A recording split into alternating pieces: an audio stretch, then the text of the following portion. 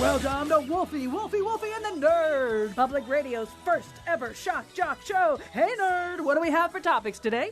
Wolfie, Venezuela's President Nicolas Maduro and his remaining allies began working to deprive the National Assembly, now dominated by an opposition supermajority, of its institutional power. Well, he can... I cannot believe you went there. Yeah, you're so bad. I do what I do. No one can stop me. Okay, another topic. The 10 members of the Association of Southeast Asian Nations declared themselves a single market, around which goods, services, capital, and skilled labor are supposed to flow freely. So, will Southeast Asia's 622 million people wake up in a new world in 2016? Oh, you know what I would do? I would take those, put them in a car, and them all night long, you know what I mean? That is horrible. I can't believe you just said that. I only have one way to fly, nerd, and that's too close to the sun. Next topic. This one's kind of sad. Pierre Boulez, the French composer and conductor whose career spanned from the avant-garde post-World War II era to the computer age, has died, according to the French Culture Ministry. He was 90. You know what the best thing he ever did was? When he... You are too much. You're just crazy today. I'm crazy today and every day, son. And if people don't think I'm funny, then they have no sense of humor. If they're shocked, then they just don't get it. There are public radio listeners who will say that if I had to apply my considerable talents and influence obliquely, perhaps we would have learned even more about what power and moral authority could mean in this generation, but I just don't care, because people are... And now, a show about what shocks us. It's hosted by Colin McEnroe, and I'll care about what he says when he gets his out of his... I mean... All right, that's what a public radio shock jock would sound like. We are going to be talking about shock today. And the reason we're talking about shock today very specifically is because it came to us because the Wadsworth Atheneum right now does have an exhibit up that involves the work of Robert Mapplethorpe. And, of course, in 1989, when Robert Mapplethorpe's work had been turned away by one major gallery, the Atheneum was one of the museums that did exhibit it. And there was a tremendous amount of protest at the time. There was also a tremendous fever of interest. There were thousands of people lining up to get in and see this, because it was shocking. I mean, that was one of the reasons. There were a lot of other reasons that played into a big debate about the public funding of art and why art that was so disturbing and shocking either merited or did not merit public funding. But, I mean, I'm just struck by the fact that right now people are walking by that photo and by one of the more graphic or shocking photos from that exhibit, as if they're just walking by kind of nothing. That it's not shocking right now. And is it not shocking because nobody's telling them that it's shocking? Or is it not shocking because our standards of shock have shifted around? Is there some other better answer to all that? Well, we've got a great panel. We should say we did all this with the idea of doing it with the Wadsworth Atheneum, and then they said they didn't want to do it with us. But that's fine. We've got great people here. Karen Finley, artist and author of several books, including a recently 25th anniversary edition of Shock Treatment. She'll be at the Mark Twain House and Museum on Friday, the February 17th at 7 p.m. I'm sure you know the name. Her pursuit of her right to be publicly funded for the work that she does went all the way to the U.S. Supreme Court. We'll talk about that as we go along. And a little bit later, Dennis Berry, co-founder of Berry Projects and director of Cincinnati's Contemporary Arts Center, one of the other places that exhibited Mapplethorpe in 1990, who will also join us to talk about that furor then. And then joining us from the NPR studios in New York, David Edelstein, film critic for New York Magazine, NPR's Fresh Air, CBS Sunday Morning, and a regular guest on our show. We are excited to say that. So I'm going to get both Karen and David started on this topic. And so, David, I'm going to start with you and just say, is there a way to talk about the artistic purpose of shock? I mean, if a creator of a movie, a creator of performance art, a creator of anything needs to shock us, what's the purpose of that? And maybe that's not a constant. Maybe it's a shifting set of reasons why anybody needs us to be shocked. It is a shifting set of reasons. I mean, after all, in olden days, a glimpse of stocking was thought of as something shocking. Now, heaven knows, anything goes. So a shock, I think, originally we can look and say it's the tension. It's built on the tension between what you can say in public and private behavior. That was originally, the more kind of buttoned up the society, the easier it was to shock the bourgeoisie, or before there were bourgeoisie, to shock, whoever represented the, conventional wisdom. That changed, I think, maybe in the late 19th and the early 20th century, maybe with the Dadaists and the more radical modern artists of the early part of the 20th century, when shock became seen as something that had value for its own sake. So you would create in a certain social context, coming out and doing something, breaking a taboo, was thought to be enormously healthy, was thought to, release all this energy. Karen Finley can talk about this much more explicitly, though not too explicitly on NPR, but what it means to give the audience that kind of catharsis, to kind of drive them crazy by doing that which is forbidden. Well, Karen, I will invite you just to talk about sort of the for you as an artist, what's the purpose of shock? Well, I think that, first of all, thank you for having me be on the show and participating in this conversation. And my response in thinking about shock as an artist and using shock as content or as a device is varied in terms of the social taboo, as David was speaking about. I'm trying to direct my art to be in discourse with. So I would be saying that for myself as an artist, that I'm thinking about the shocking events that are happening in the world and then creating work that's in discourse with that subject matter. So does that mean, I'm going to ask both of you about this, but Karen, I'll stay with you right now, that you implicitly need something to butt heads with? In other words, there has to be a tripwire, there has to be a taboo, if in fact you're going to get the effect you're talking about. Well, I wouldn't say that it would always be a taboo, because it could be policy, it could be a political issue, it could be about with war. It's not always about events that have to be dealing with sexuality and the body.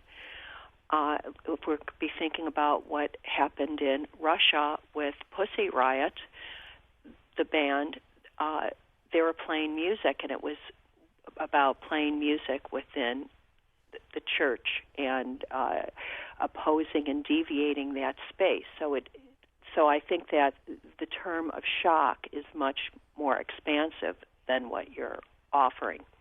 All right. Well, I'm prepared to expand. Okay, great. Yeah, it could be. Speaking of Russia, it could be a chord change. It could be a chord change in a Shostakovich work that's in there to provide a little bit of a shock, and that the party stamps on. It could be anything that goes against what's perceived as the established order, the well-being.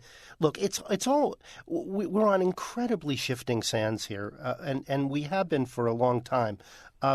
Back when I was on the Village Voice, there was a cover story by C. Carr on Karen Finley that talked very specifically about an old and famous yam routine.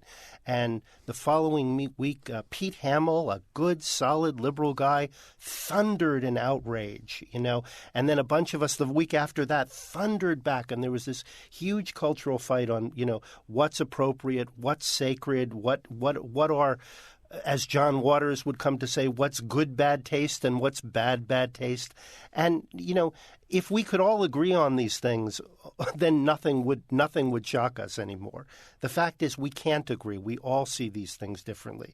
There was shock once upon a time in seeing Divine, follow a dog in John Waters' Pink Flamingos and eat a freshly laid doggy turd. Maybe that's still shocking, but that doesn't mean that there aren't retrospectives for John Waters at the Museum of the Modern Art, and that he's now not this sort of accepted in the mainstream as this avuncular camp sophisticate. It just is the context. It's the context. Well, go ahead, Karen. Yeah. Something that's since David was bringing up my life as an artist, and that I have created work that has created outrage in the press and politics and the audience. But for me, when Jesse Helms was presented my work on the Senate floor, I really started to realize that I was engaged in this kind of like almost a sexually abusive public relationship with Jesse Helms, or the individuals that were so shocked by my work without seeing it. And I kind of felt that when Helms or people would be talking on and on and on about my work. Oh, she smears chocolate on her nude body, and does she touch her breasts? And it became, I felt like a sexual response, or a very thrilling participation by Karen, you're getting me hot already just talking about it. That's what I was hoping, and that the cultural response becomes like a very public, erotic response in itself. Well, that can't have come as a huge surprise, right? You didn't expect to get naked and smear yourself with chocolate and not have anybody care or object. I mean, wasn't part of it to start that conversation? No, I didn't think that it was. I didn't think that the work would go to the Supreme Court, or that I would be having death threats, and that the government would be spending millions to fight the support towards artists or artwork. I didn't think it was going to be. No, that wasn't my intention. I think my intention at that time was just to be part of the avant-garde, or just to be part of the art world in Lower Manhattan.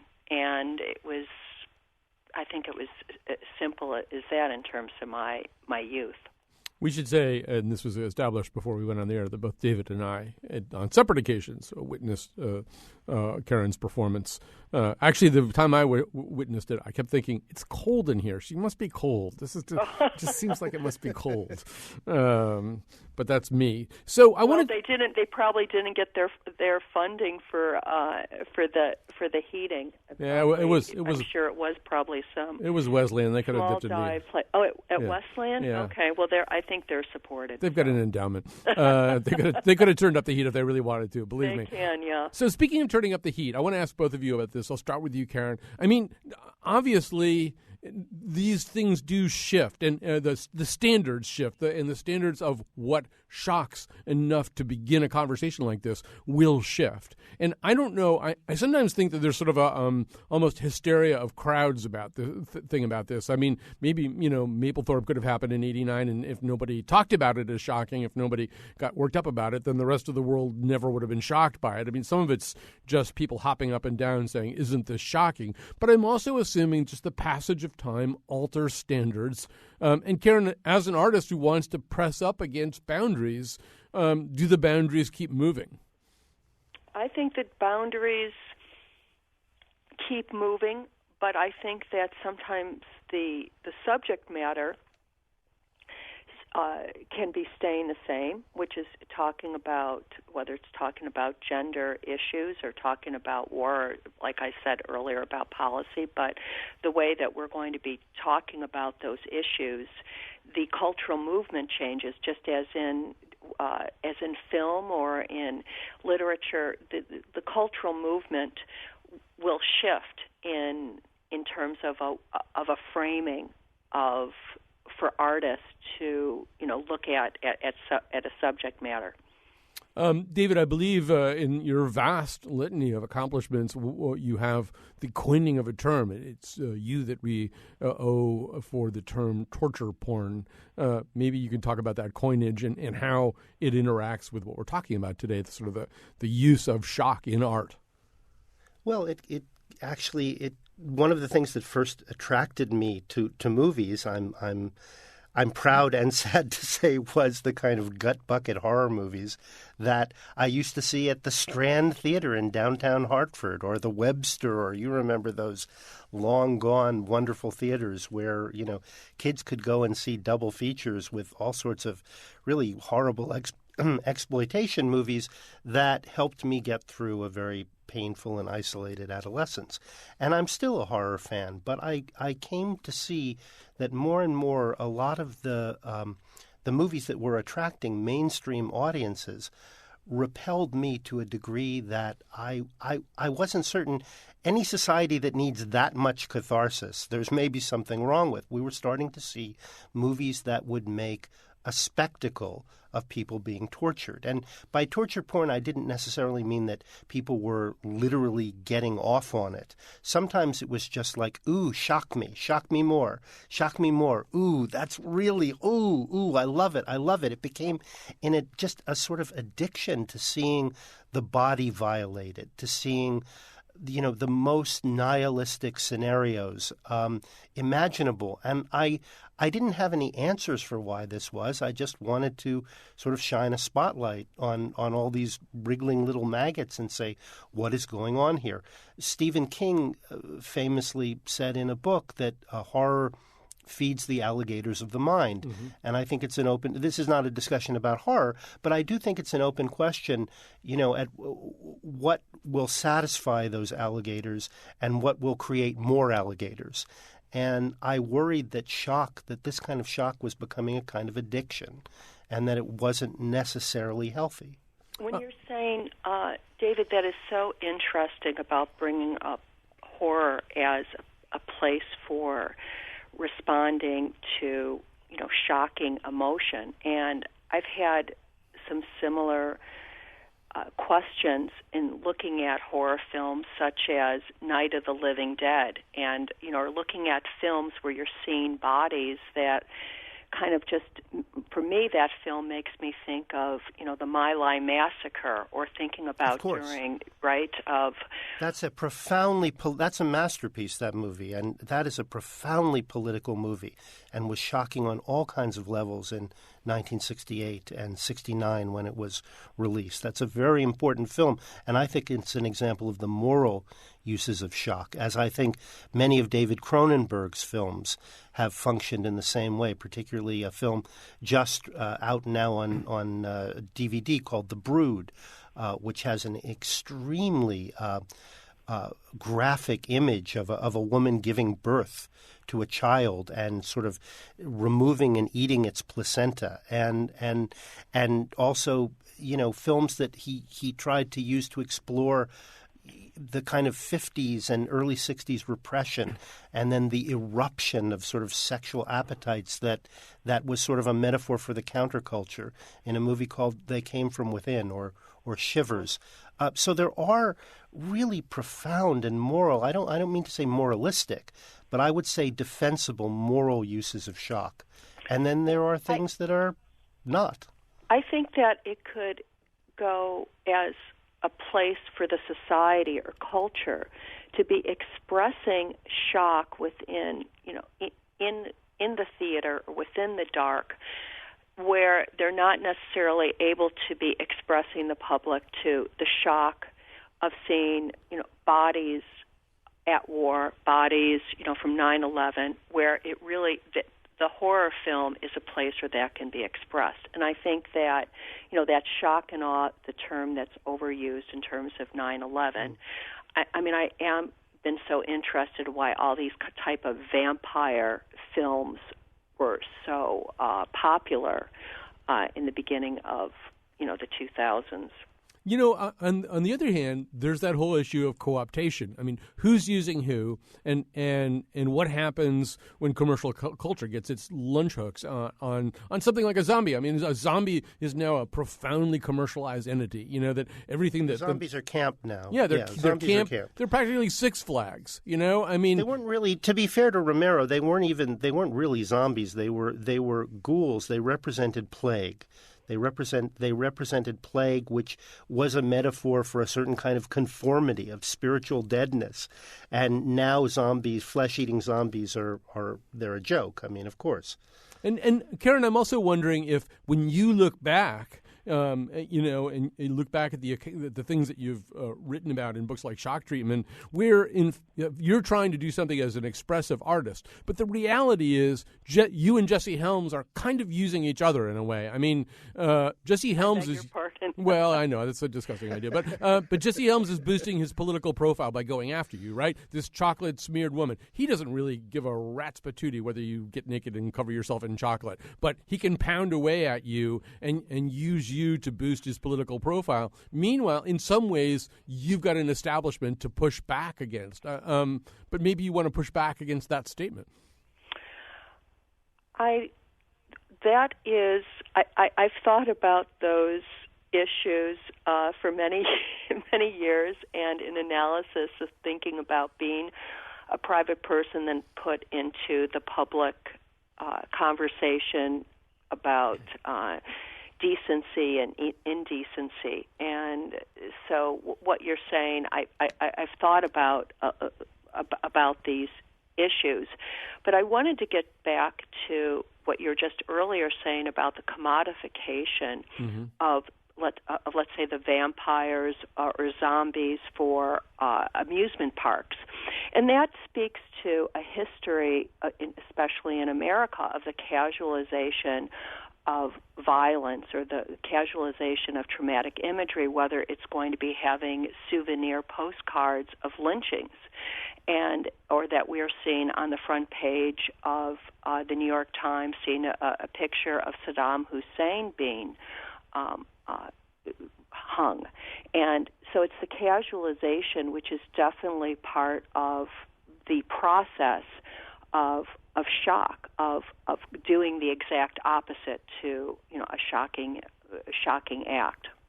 This is the core of it, I think. When we talk about, there are so many examples in culture of the female body being commodified or being defaced in certain ways, being the eroticization of rape, or mutilation, even in some cases on television. There is a world of difference between, say, a male artist doing this on television or in a movie, and a performance artist, a woman like Karen, defacing herself in a certain way, or you appropriating that in order to make really the opposite kind of statement. I mean, it really does depend who is the one who is delivering the shock. We got a phone call here from Brett, and I think he was going to take us in an interesting direction. So here's Brett. Hi, you're on the air. Yes, question about how long do you feed the alligators? Well, until they're no longer hungry. There are going to be more alligators. They're going to come back for more food later on. The only way you're not going to feel a bite is if they become vegetarian. So I think I followed that analogy, and maybe we should switch from alligators, David, to caterpillars or centipedes, human centipedes. So, I mean, I think that might be the argument he's making, that somehow or other, the part of this that's about just jolting the brain for these baths of neurochemicals, that part is going to require a certain amount of escalation. It's going to habituate to whatever was freaking you out in an interesting way at the Strand, when you were 16 years old. It's going to need something more, right? So that's why you get to the human centipede? Or is it more complicated than just a simple escalation of shock? I do think we hunger for shock. I do think we that's the principle for much art, that we become inured to certain things in front of our eyes. Things become routine, and shock, we need to be jolted out of our complacency for many reasons. That's why people do drugs, in order to just alter their brain chemistry slightly. And the same thing happens when we're shocked. And it is interesting. We do learn about ourselves from charting the things that once shocked certain people and now don't anymore. But, even as I say that, I'm aware that we're a incredibly divided country right now. We think we've evolved, But we may see on the front page pictures of a gay couple kissing that will be used to shock a certain percentage of the population in another context. It will be held up as an image of horror, as an image to rile them up to take social action. So we actually, we're still, I'd like to think we moved beyond the point where our fascistic mayor Rudolph Giuliani would close down an exhibit at the Brooklyn Museum of Art just because he could and because it offended his personal sensibilities. But I don't think that's true. I don't think we're anywhere near there. All right, we're going to take a quick break. We're going to come back to the alligators and centipedes of the mind. Maybe the human centipede is just anxiety about Obamacare. There's no informed consent. It's worse than a death panel, really. All right, we'll come back after this. Shock! Shock! Shock to the system! All right, we're back. We're talking about shock in art, shock in culture, and how our standards for shock either mutate or don't. David Edelstein, film critic for New York Magazine Fresh Air and CBS Sunday Morning, is with us the whole way. So is Karen Finley, artist and author of several books, including the recently re-released 25th anniversary edition of Shock Treatment. She's going to be at the Mark Twain House on February 17th at 7 p.m. Joining us now, though, for this segment is Dennis Berry. Dennis Berry, co-founder of Berry Projects and director of Cincinnati's Contemporary Art Center in 1990. During the Mapplethorpe exhibit, like the Wadsworth Atheneum, Dennis Berry's museum exhibited Mapplethorpe, the difference being that here in Hartford, nobody got arrested, but Dennis did. So, first of all, welcome to this conversation. Welcome to this conversation, Dennis Berry. And second of all, maybe just sort of set that scene for us. This was what had happened, obviously, was that Mapplethorpe had been turned away from an East Coast museum, and Cincinnati might seem a fairly improbable community to step forward and say, oh, no, we'll show that work, we'll take that work. So what was that process? Well, Colin, first of all, great to be on the show with you and with David and Karen. I admire their work. And I'm not sure about the alligators, but we'll go forward. Okay. What was it like? It was interesting that, Mapplethorpe, the whole crisis was created by the fact that the Corcoran Gallery in Washington turned down the exhibit for fear of the kind of political consequences. And that really opened up the whole world, the whole museum world, to interference on the part of government. And how Cincinnati got it? Well, the Contemporary Art Center in Cincinnati has a long, long history of showing provocative work. It's the second oldest contemporary art center in the country. So showing something like Mapplethorpe wasn't particularly out of the norm for our museum, but it certainly became the focus of everybody's attention once it became controversial in Washington and then moved on to Hartford and other places. And what was it like? It was horrible. Was it horrible? Yeah, it really was horrible. It's interesting listening to Karen and David and, thinking about what shock does and thinking about how society responds to it. At the time, in 1990, or 89-90, Mapplethorpe was shocking for a good portion of our society. It wasn't shocking for the people who normally frequented a contemporary art center or a Whitney museum, where works like that were typically are often shown. But in our society, with the fear of homosexuality and the fear of AIDS and racial stress and the Jesse Helms of the world and the kind of tension created by all that, Mapplethorpe was indeed problematic for a lot of the population of Cincinnati. I guess we never thought, though, that it would reach the heights or depths that it did in the terms that we would actually be confronted with legal action and that I would have to go to jail for showing the work of an artist. Well, I want to talk about that. I'm going to bring in our other guest as part of this conversation, too. And Karen, as you're listening to Dennis, as I'm listening to Dennis, I realize that I've probably romanticized the stress of that period. In other words, one thing that I frequently catch myself either thinking or saying is, it would be really great if art got people that excited and that upset and that rebellious and that supercharged. I mean, David was talking about Chris O'Feely at the end of the last segment and the elephant dung Madonna. But the truth is, Chris O'Felia exhibits stuff all the time now. Nobody does anything about it. And I would have assumed prior to listening to you and Dennis talk that you, Karen, missed the good old days when you really could get people really, really riled up and genuinely shocked by what you were doing with yams. But maybe you don't miss that.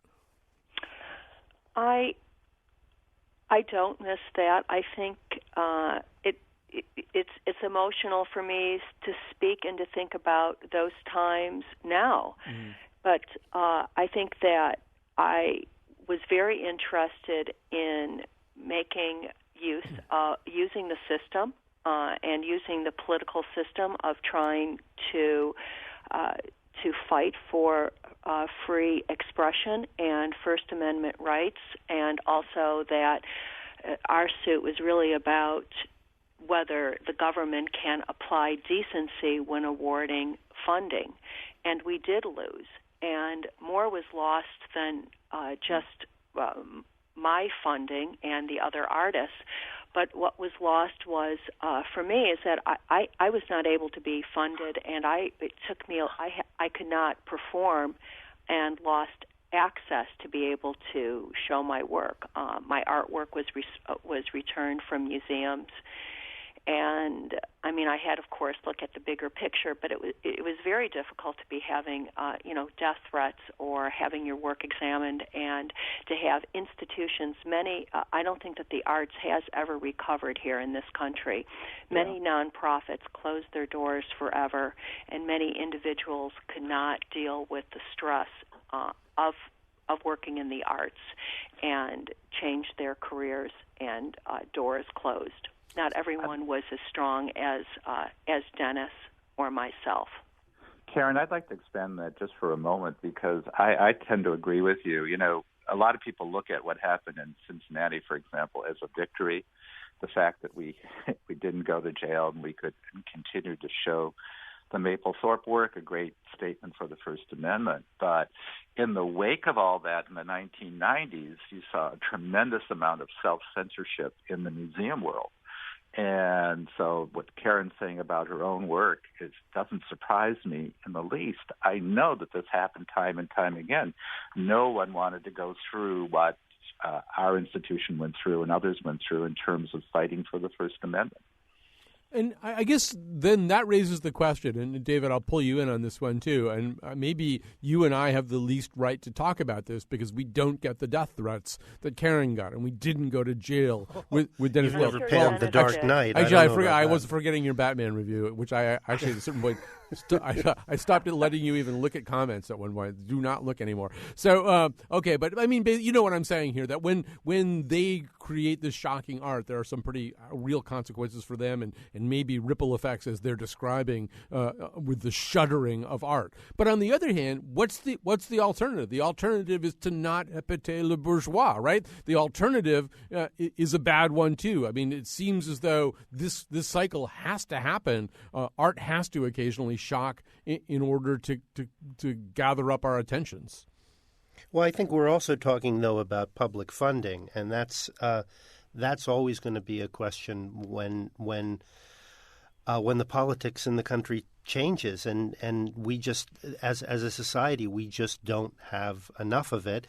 But even in places like, I remember in the 1980s, I was staying with a friend in London for a month, and I went to the trial of a director of the National Theatre who was being prosecuted by this woman named Mary Whitehouse, this oh my God.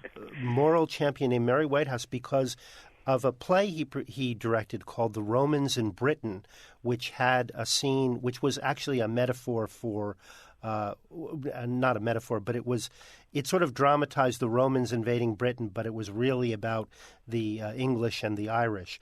And it featured a rape scene, a very violent male rape scene. And this guy went to trial for it. And of course he was acquitted ultimately, but months and months and tens, if not hundreds of thousands of pounds, I guess, at the time, and it did have a chilling effect on what the National Theatre and the RSC and many of the more well-funded theaters did after that. But now it's funny, in terms of getting the work out, I mean, this was all this stuff was sort of pre-internet. Now you can click on so many sites and see things that would, turn your hair white no matter. I mean, you name it, it's being done on the internet. So it's a little bit different now than it was, say, in the 1980s or even the early 90s. We do have access to this stuff. The question is, can artists make a living? Can it be publicly displayed? And can artists make a living from doing it? And I think also, can we experience it collectively? I mean, Dennis, I'm assuming... Yes, can we experience it collectively? Yeah, I mean, this internet is this very sort of weird, lonely place in a lot of ways. And Dennis, I'm assuming that when you had to explain to people, whether it was your board or your family or whoever was talking to you about, well, why are you going to jail right now? Why is this worth doing? What was your answer? Why was it important to show these photographs, given what the consequences were? Yeah, again, well, I thought there were multiple reasons.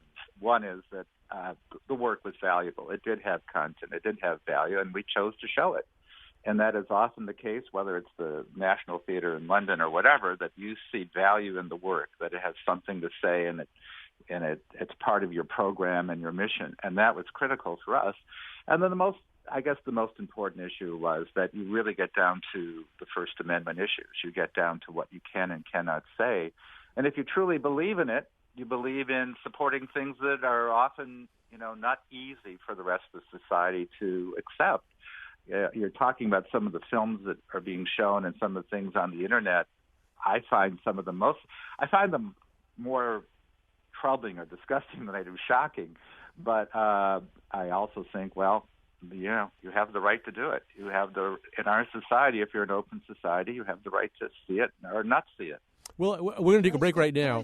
Yeah. Oh, sorry. No, actually, go finish your thought, David, and then we'll take a break. Well, I just wanted to say that when we come back, I wonder if we could just step back for a second and have people describe individual works. Like Karen, maybe take a very controversial piece of yours and tell us, without spoiling the mystery, what it was that you were trying to, through this vehicle, you were trying to say that could not be said in any other way, or what a particular Mapplethorpe work, that really incensed people, actually did accomplish from an artistic perspective, and how it did widen our mind and use shock as a way to get into our bloodstream in a way, and our minds the way other things couldn't. All right, so that you have homework for the next 90 seconds.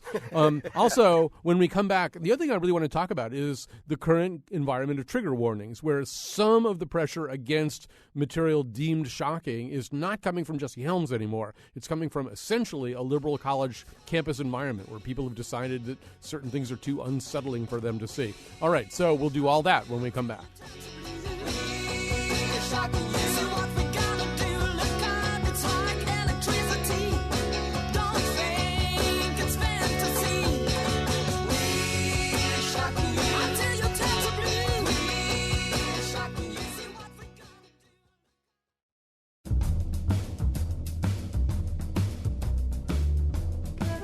I'm doing these announcements as a Karen Finley tribute. Hey, Karen, do you have any tips about how to get chocolate out of your...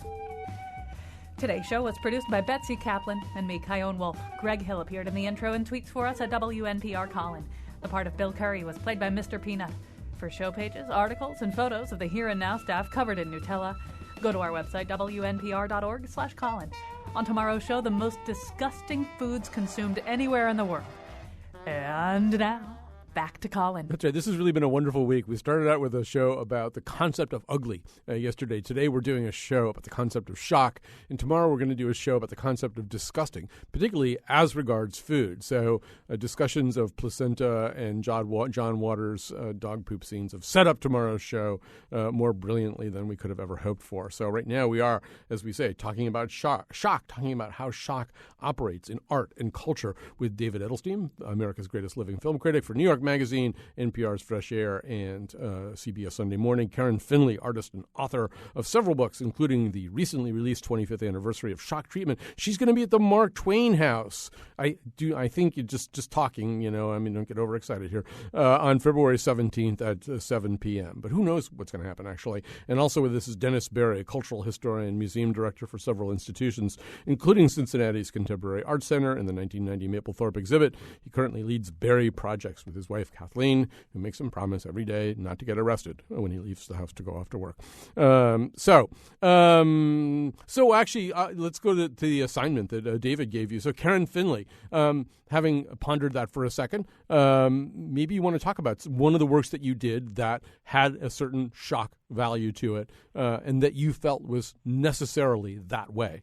Well, I thank you for the opportunity. I'm going to talk about a piece that I'm actually been working on recently called Sext Me If You Can. And as an artist, and as a citizen, I've just been outraged by people's lives being totally ruined because it's been discovered that they sent a sext of themselves. And especially with younger people and even politicians, because it's been discovered that they showed their body, and everyone just goes crazy about it. So the project that I've been doing is that I actually invite people to send me a sext. They commission me to create an artwork based on one of their sext that they send me. And I did this at the New Museum and last year, and the public would purchase like 10 minutes to sext me with images, and they were given a room to do this in, and then I would see the images and create artworks. And so it was speaking about the idea of looking at the composition of the body, the eroticism of the body, and to allow that, and to kind of get rid of the shame towards showing and sending nude pictures of oneself. It doesn't have to be nude, but within one that's considered exciting or arousing. We can use our imaginations. We know what you're talking about. And so Dennis Berry, obviously with them, I don't know whether you want to talk about Mapplethorpe or something else. There were specific images that were pretty unforgettable from Mapplethorpe. How do you react to David's question? Well, it's interesting. A lot of people talk about the X portfolio, which dealt with this sadomasochistic imagery. But I think the most shocking image in the show, in the Mapplethorpe show, was man in a polyester suit. And actually, it seemed to be the one that got the most commentary from columnists at the time, including William Buckley. And man in a polyester suit is an image of a black man in a cheap suit with a zipper open and a very large penis hanging out. And I think that shocked for so many levels, but I thought it was important that it's not the image you expect to see. If he were fully nude, I think it would be easier to handle. But the fact that he's in this suit and that all you're doing is focusing on his penis was the shocking part of the imagery. But then you go back to the deeper issue, and the deeper issue is that Mapplethorpe often dealt with the issue of race and sex and how we see the black male and as an object of sexuality. So a very, very powerful image, and it still is today. I thought it was very interesting. It recently came up for sale, I think at Sotheby's or Christie's, I can't remember. And if you went online, they blurred the image. So even today, in 2015, they blurred the image of the man in the polyester suit. That's good to know something is still shocking. David, did you want to talk about a specific example, or did you just want theirs? No, I wanted to hear it from people who went to jail for these things or actually expressed them on stage. I've gotten more squeamish as I've aged probably, and I probably, when I was at the Village Voice, I kind of came of age with the punks, or at least affected some of the aesthetic of the punks at the time, and anything that shocked was by definition a good thing. And now I suppose I'm looking at it a little more critically, and because I'm seeing so much shock that's done by, I think, the repressors or the oppressors. People like Trump talking about, throwing immigrants out of the country, or really just sort of vile, sexist hack-em-ups that show the torture of women. Now I'm being a little more critical in separating what I think is healthy shock from unhealthy shock. And I think that... But I want to talk to Dennis also about the question of, there's certainly that. The thing that you're describing exists. It's real. It's deplorable. I totally get what you're saying. On the other hand, a lot of the pushback is coming back from, as I said going into the segment, from the other side, from a trigger warning oriented campus driven culture that's sort of saying, wow, there's just stuff that we don't want to see, things that we don't think are funny, Chris Rock and people like that are saying they won't play college campuses because there's too many things that are just taken off the table. So it's not always Jesse Helms. Dennis, is it any different when it comes from a different set of sensibilities?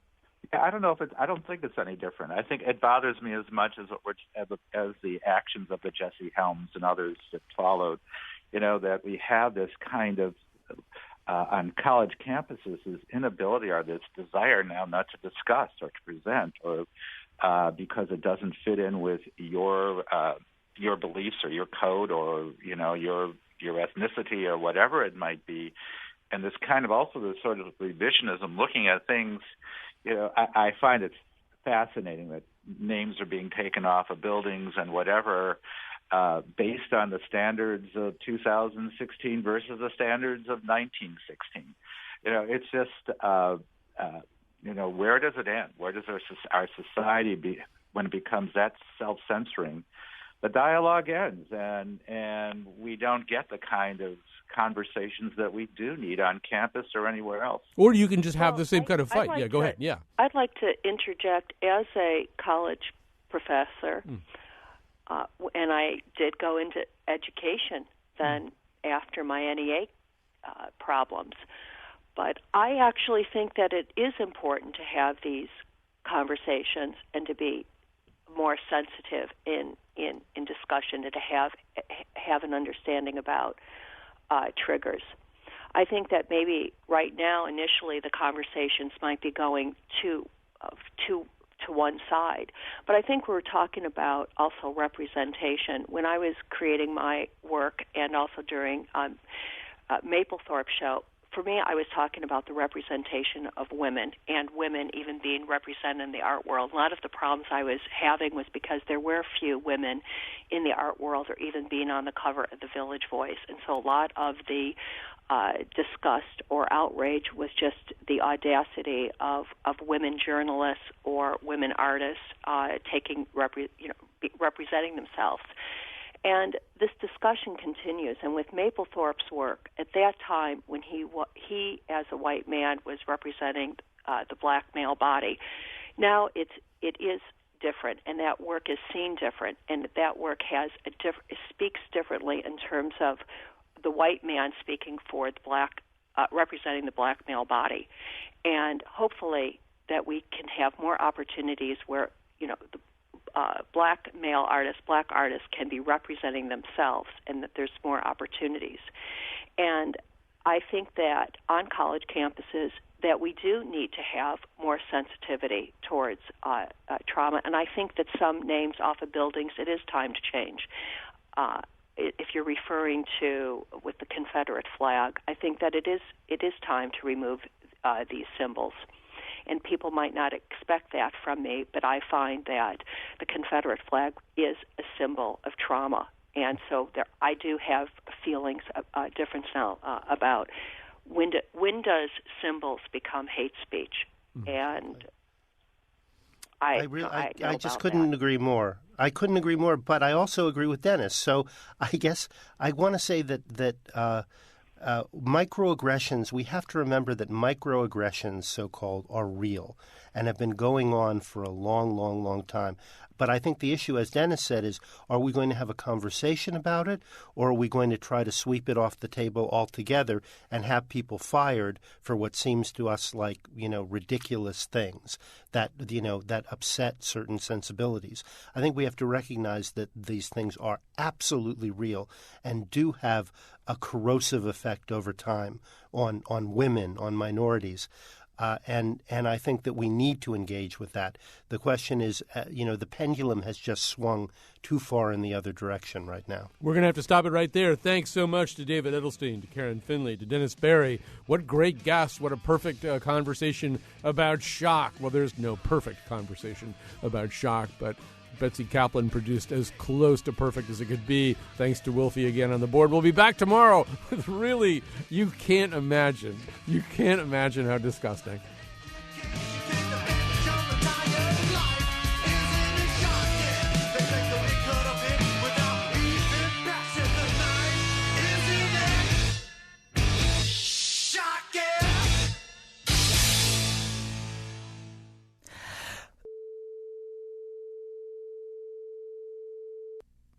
Are you kidding me? I was doing the weather.